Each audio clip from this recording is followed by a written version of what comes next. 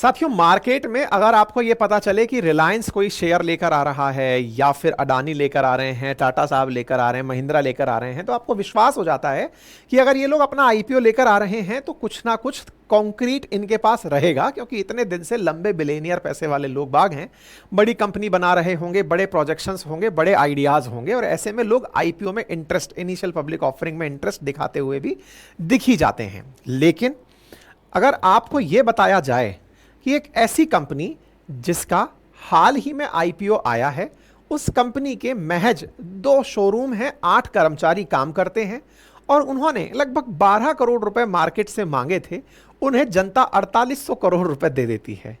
ये सोच करके विचार कीजिए कि आपको क्या ख्याल आएगा कि यार क्या बात है भाई, पैसा ही पैसा होगा क्या, क्या मामला क्या है, कैसे ये सब संभव होगा। आज के सेशन में जिक्र है एक ऐसी घटना का जिसने पूरे मार्केट को झटके में डाल दिया है। झटका इस बात का कि एक कंपनी ने आईपीओ लाया अपना 12 करोड़ रुपए मांगने के लिए बाजार से, और जनता ने उसे भरकर 4800 करोड़ रुपए पकड़ा दी कि ये पकड़ भाई, जा अब ऐश कर। ऐसे में 12 करोड़ की आईपीओ मांगने वाली कंपनी जिसके पास 8 कर्मचारी और मात्र 2 शोरूम हैं, वो इतना जबरदस्त पैसा पा गई। इससे एक बहुत बड़ी चिंता लोगों के बीच में आई, और वो ये कि क्या हम इतने नासमझ हैं क्या मार्केट के विषय पर। और ये बहुत बड़ा सवाल है। देश के अंदर वर्तमान में शेयर के प्रति लोगों के अंदर जो भाव है, उसके अंदर किस तरह की थॉट प्रोसेस है, ये अपने आप में सोचने के लिए आपको विवश होना चाहिए। क्या हम लोग मार्केट को लेकर इतने अनजान हैं कि हमें कुछ भी, मतलब कुछ भी अगर लग रहा है कि बस ये बढ़िया है चलो ले लेते हैं, बस ले लिया, इसका मतलब हमारा शेयर मार्केट वास्तविकता में अगर ऐसी घटनाएं देख रहा है तो साहब स्थिर तो नहीं है, चिंता का विषय है। पता नहीं कौन से लोग इसमें पैसा लगा रहे हैं, जिनको पता ही नहीं है कि शेयर मार्केट चल कैसे रहा है, भावनाओं में बहकर के कि हाँ भाई यहां तो बस 25 दिन में पैसा डबल होता होगा। फिल्मों में सुना है, रियलिटी में अगर आपके दिमाग में ऐसा कुछ ख्याल है तो उसे निकालिए और संवेदनशील होकर इस पूरी घटना को सुनिए।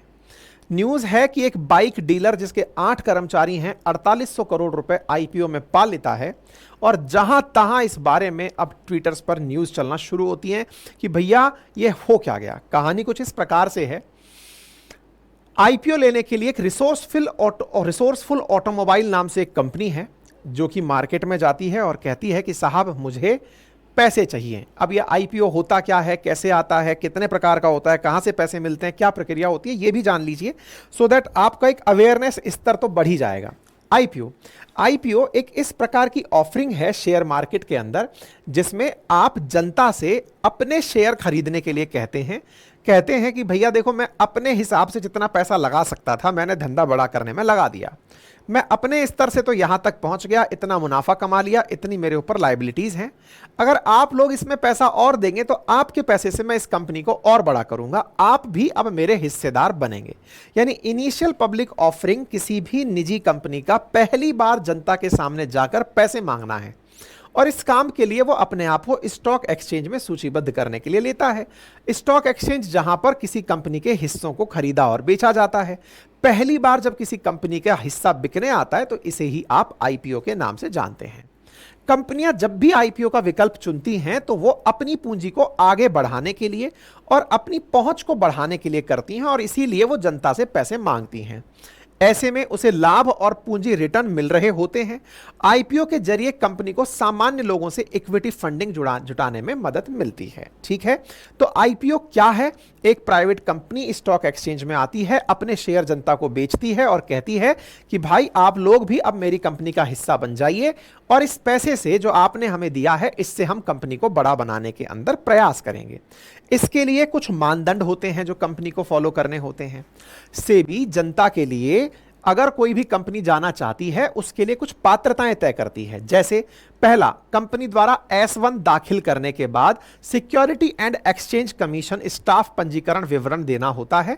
उसके बाद कंपनी के अंदरूनी लोग, विश्लेषक और अन्य पार्टियों को आईपीओ के बारे में चर्चा करने और उसे बढ़ावा देने पर रोक लगा दी जाती है। बोली लगाने की प्रक्रिया शुरू होती है, चौथे दिन रिफंड की जानकारी दी जाती है, पांचवें दिन डीमैट अकाउंट में शेयर जमा कर दिए जाते हैं। यानी शेयर मार्केट में अगर आपको शेयर खरीदने होते हैं तो उसके लिए डीमैट की आवश्यकता होती है, और डीमैट अकाउंट के लिए आप डीमैट अकाउंट से ही ये ट्रेडिंग कर पाते हैं। लेकिन हाँ, कंपनी का हिस्सा आपको पांचवें दिन मिल जाता है। ठीक है साहब, कंपनियां आती हैं, देश के अंदर बहुत सी बड़ी कंपनियों ने भी ऐसे ही पैसे जुटाए हैं, जैसे LIC है, पेटीएम है, कोल इंडिया है, रिलायंस पावर है, जनरल इंश्योरेंस है, ONGC है, SBI कार्ड है। ये देश के अंदर कुछ प्रमुख IPO लेने वाली कंपनियां रही हैं जिन्होंने खूब पैसा जुटाया है। जैसे LIC ने 21,000 करोड़ रुपए जुटाया था ऑफर प्राइस के साथ में। ठीक है, अच्छा, अब जिसकी चर्चा हो रही है उस कंपनी के बारे में जानिए। ये यहां पर आपको ये जो तस्वीर दिख रही है, ये जो शोरूम आपको दिख रहा है, ये यामा का एक शोरूम है, चलाया जाता है सहानी ऑटोमोबाइल्स के नाम से दिल्ली में। इनको लीड करती है एक रिसोर्सफुल ऑटोमोबाइल नाम की कंपनी, यानी कि एक कंपनी है, ऐसे समझिए जैसे मेरी कंपनी का नाम ACPL है, ACPL के अंडर में अपनी पाठशाला एक ब्रांड नेम है। ऐसे ही यहां पर रिसोर्सफुल ऑटोमोबाइल नाम की कंपनी है, उसके अंडर में सहानी एंटरप्राइजेस चलता है और ये यामा की गाड़ियां बेचते हैं। 2 शोरूम हैं इनके पास। इन्होंने 22 अगस्त को अपनी तरफ से IPO आने के लिए मार्केट में एंट्री करी। निवेशकों ने 26 अगस्त तक इनमें निवेश किया। पैसे लगाने की लोगों में होड़ सी मच गई कि साहब, इन्होंने जनता से कहा था कि हमें 12 करोड़ 11.99 करोड़ रुपए चाहिए, लेकिन 418 गुना ओवर सब्सक्राइब हो गया। मतलब मांगे थे 12 करोड़, आपने यहां पर 418 गुना ज्यादा पैसे दे दिए और लगभग 4768 करोड़ रुपए की बोलियां मिल गई। मतलब यह समझिए कि यह अपने आप में इतना पैसा पा गया जितना इन्होंने मांगा नहीं था, उससे भी कई गुना ज्यादा पैसा पा गया। अब आपके दिमाग में आएगा ऐसा ये कंपनी करती क्या है। तो सहानी ऑटोमोबाइल के बारे में जो जानकारी उपलब्ध है वो ये कि ये दुपहिया वाहन जैसे कि कम्यूटर बाइक्स हैं, स्पोर्ट्स बाइक हैं, क्रूजर हैं, स्कूटर हैं, ये इनको बेचने का काम करते हैं, इनको मेंटेन करने का काम करते हैं, सर्विसिंग का काम करते हैं। अजी आसान भाषा में यामा का एक छोटा शोरूम है जो रिपेयरिंग का काम भी करता है, यानी सर्विस सेंटर भी चलाता है। अब वो अपना IPO ले आया था। अब आपके दिमाग में एक बड़ा प्रश्न आएगा कि साहब ऐसा क्या लगा लोगों को जिससे लोगों को इसमें इतना इंटरेस्ट दिख गया। अब देखिए क्या कहानी थी। इसने अपना जो डेट शीट फाइल की उसमें इसने बताया कि इन्होंने 2021 में 11 करोड़ का टर्नओवर किया। इसके साथ साथ 2022 में इन्होंने 12.5 करोड़ का किया और 2023 में इन्होंने 19 करोड़ का रेवेन्यू कर डाला। तो भाई लोगों को लगा कि यार कंपनी तो लगातार 3 सालों से प्रॉफिट में ऊपर की तरफ बढ़ रही है, रेवेन्यू लगातार बढ़ता जा रहा है, और रेवेन्यू लगातार बढ़ रहा है तो यार इसका मतलब ये छोटा, अच्छा आप में से भी कुछ लोगों के दिमाग में आएगा कि इतना छोटा छोटा कंपनी भी मार्केट में आ सकती है क्या। हाँ बिल्कुल आ सकती हैं। SME लेवल पर बहुत सी कंपनियां IPO लेकर आती हैं। बड़ी कंपनियों के ही IPO नहीं आते, छोटी कंपनियों के भी IPO आते हैं स्टॉक मार्केट में। ठीक है, ऐसे में इनका पैसा देख करके यार पैसा बढ़िया चल रहा है, चलो लगा लेते हैं। तो ऐसे में इन्होंने अपनी तरफ से रखा कि अगर किसी को खरीदने हैं शेयर तो 10 रुपए की फेस वैल्यू के इन्होंने लगभग 10 लाख शेयरों की बोली मांगी और 117 रुपए इन्होंने प्राइस बैंड सेट कर दिया कि अगर आपको शेयर खरीदने तो 1200 शेयर खरीद लो एक ही बार में, 1.5 लाख रुपए मिनिमम इन्वेस्टमेंट करो और हमारे शेयर ले लो। 26 लाख तक का इन्होंने टारगेट दिया। इनकी तरफ से कोई गलती नहीं थी। मैं तो यही मानूंगा कि निवेशक की ही गलती थी कि निवेशक इस बात को ही नहीं समझ रहा है कि वो कितनी बड़ी रिस्क ले रहा है। उसके लिए पैसा कोई मायने नहीं रखता। आसान भाषा में ऐसे समझो, कल को ये कंपनी अपनी तरफ से ये कहे कि साहब मेरे शेयर इकट्ठे हो गए, मैं अपने शेयर बेच रही हूं, वापस ले लो भाई, जिसको लेने हैं वापस ले लो। मतलब मैं तो, मेरे पास तो बैंकरप्ट हो गया, जिसको शेयर लेना है ले लो, अपने पैसे जेब में भरे और निकल गए।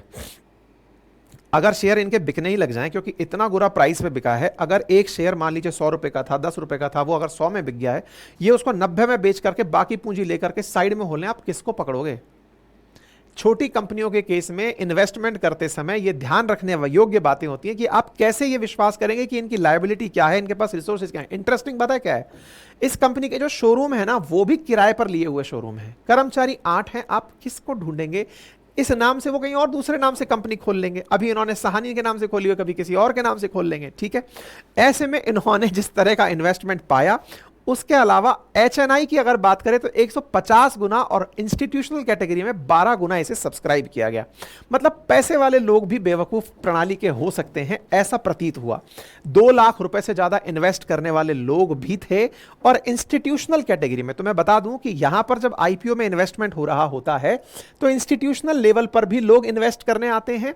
तो नॉन इंस्टीट्यूशनल लेवल पर यानी कि एक कंपनी टाइप की यूनिट जैसे म्यूचुअल फंड हाउसेज आ गए, पब्लिक फाइनेंस इंस्टीट्यूशंस आ गए, कमर्शियल बैंक्स आ गए, वो आकर इन्वेस्ट करते हैं। समटाइम्स कुछ हाई नेटवर्क वाले जो लोग, नेटवर्थ वाले जो लोग होते हैं वो इन्वेस्ट करते हैं, जो 2 लाख से ज्यादा का एक बार में इन्वेस्ट कर पाते हो।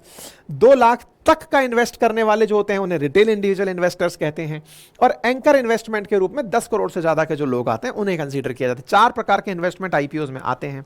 ऐसे में इस कंपनी को इस प्रकार से अगर पैसा मिल रहा है तो यह अपने आप में एक सवाल खड़ा करता है कि क्या छोटे आईपीओ भी आते हैं क्या? जी हां, इन्हें एसएमई यानी small and medium size enterprises कहते हैं। और ये इंडियन इकोनॉमी में महत्वपूर्ण रोल प्ले कर रहे हैं, क्योंकि सरकार का कहना है कि बड़ी कंपनियां ही जनता से पैसा लें, जरूरी नहीं है ना, छोटी कंपनी भी ले सकती है, तभी तो एमएसएमई हमारे देश में आगे बढ़ेंगे।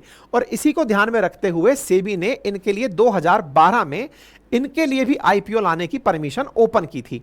और ऐसे में सेबी के द्वारा इनको जो परमिशन दी गई उसके माध्यम से बहुत सारी कंपनीज देश में एसएमई आईपीओ लाने के लिए लगातार लग रही हैं, जो कि 1 से लेकर 25 करोड़ के बीच में अपना रेवेन्यू रख रही हैं, जिनके पास में मिनिमम 50 नंबर ऑफ अलॉटीज होते हैं। डीआरपीएच का वेरिफिकेशन स्टॉक एक्सचेंज खुद कर लेता है सेबी के बिना भी।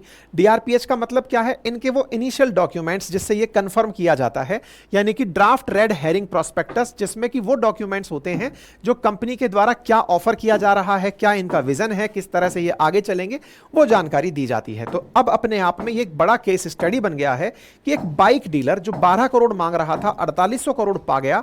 तो ये अपने आप में एक चिंता की बात है। और वो चिंता की बात कैसे है, इसके लिए सोशल मीडिया पर एक जबरदस्त ये भट्टी साहब का वीडियो वायरल हो रहा है, जिसमें ये एक गोलगप्पे वाले का आईपीओ निकलवा देते हैं और उसका आईपीओ निकलवा करके कुछ और नाम के साथ इन्होंने बहुत ही जबरदस्त तरीके से अभिनय किया हुआ है। बहुत पुराना वीडियो है जो वर्तमान में सोशल मीडिया पर वायरल है कि कैसे कंपनी बनाकर आईपीओ लाकर लोगों को बेवकूफ बनाया जा सकता है। इसीलिए सोशल मीडिया पर इनका ये वाला वीडियो वायरल हो रहा है कि किसी ने ऐसे ही कोई सीए रहा होगा जिसने इनकी कंपनी को बढ़िया कागजों के साथ दिखाया कि साहब ये करके ये कर दिया जाए। जो छुपा लिया गया वो क्या था? छुपा लिया गया वो ये था कि इस कंपनी ने ऑलरेडी कर्जा लेकर के ये सारा काम किया हुआ है। यानी कि यहां पर जनता को ये तो बता दिया कि इस साल इतना रेवेन्यू, इस साल इतना रेवेन्यू, इस साल इतना रेवेन्यू, लेकिन ये नहीं बताया गया कि इस कंपनी ने यहां तक पहुंचने के लिए भी कितना पैसा खर्च किया है। अब इसके बारे में थोड़ी जानकारी देखिए।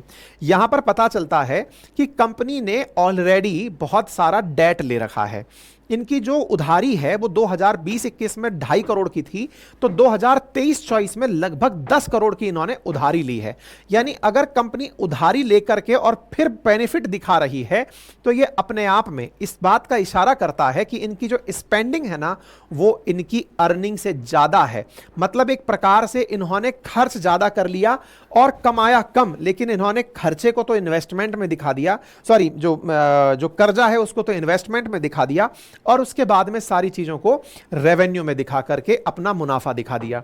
इस तरह की जो घटनाएं हैं ये हम लोगों को सोचने पर विवश करती हैं कि being a investor financial literacy कितनी ज्यादा जरूरी है।